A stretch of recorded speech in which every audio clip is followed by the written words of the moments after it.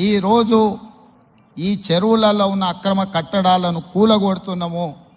దీనికి స్ఫూర్తి భగవద్గీత అనే కురుక్షేత్ర యుద్ధ సందర్భంలో అర్జునుడు ఆయుధాలను కింద పడేసి రాజ్యం కోసం భీష్మ పితామహుడు, అదేవిధంగా కర్ణుడు, దుర్యోధనుడు, దుశ్శాసనుడు, నా సహోదరులందరూ ఆ పక్కన నించుంటే రాజ్యం కోసం వాళ్ళందరినీ వాళ్ళని సంహరించి రాజ్యాన్ని సాధించుకోవడం ద్వారా ఏమి ఉంటుంది, ఏం మనశ్శాంతి వస్తుంది అని చెప్పి అర్జునుడు యుద్ధతంత్రం నుంచి తప్పుకుంటా అన్నప్పుడు శ్రీకృష్ణ భగవానుడు బోధించిందే భగవద్గీత.